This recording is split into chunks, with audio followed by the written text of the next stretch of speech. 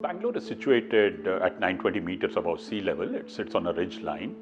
Every drop of piped water supply comes from a distance of about 95 kilometers and 300 meters below the city. This makes the water one of the costliest in Asia, and the energy requirement for pumping the water is also enormous. As regards groundwater, it is broadly unregulated. There may be up to 4 lakh borewells in the city of Bangalore, and one estimate has it that we are pumping something like 600 million liters per day from groundwater to supplement the requirements from the Kaveri water, especially in areas which are not serviced by the Kaveri River project.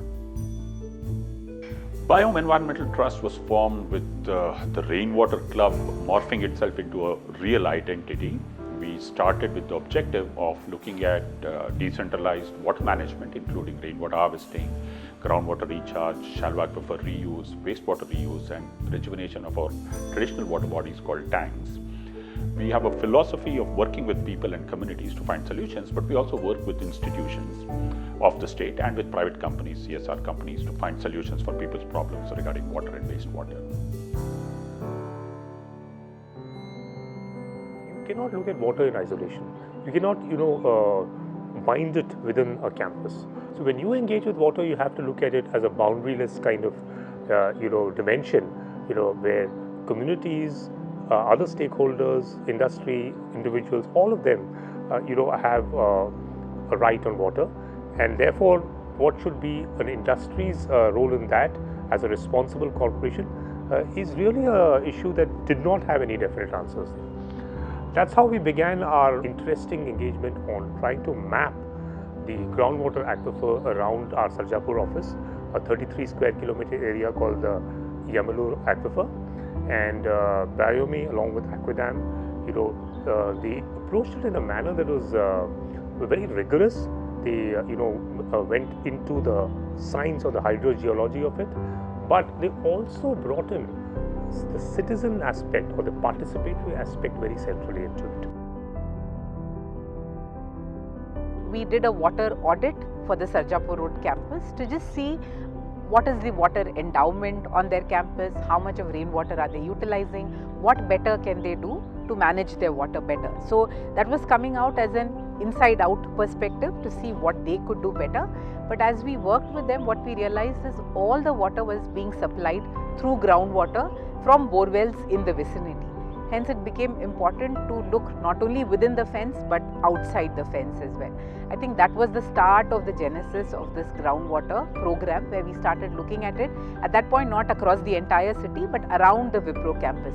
We looked at wastewater, lakes, ways to treat wastewater that also had a fair bit of impact across the city. Now we are working on what is called what we call a Million Wells campaign for Bengaluru.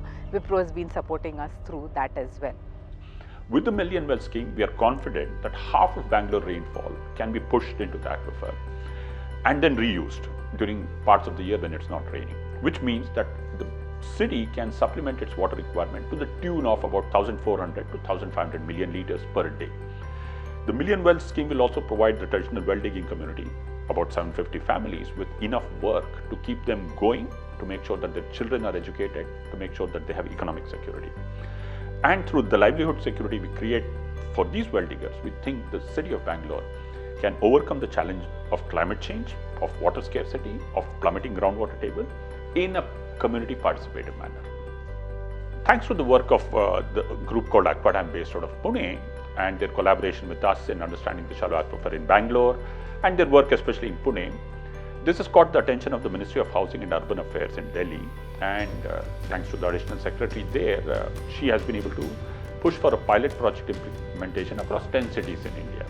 We are now doing and developing a small detailed project report for these 10 cities, and we believe that if it rolls out well in these 10 cities, that it can then be rolled out into 500 cities across India easily, and it can also cover almost all the urban areas in India. So it's very difficult and inadvisable to look at water as a within the campus kind of issue. You cannot. You have to look at it as part of a landscape of what is happening in nature. The whole what is called the water cycle, is so intricate that if you don't have an understanding of that and translate that into a local context of where you're operating, you're essentially, shooting in the dark. You're not able to realize and understand the big picture. Corporations by themselves will not have either the knowledge or the insights to engage at that level, which is why they have to engage with civil society.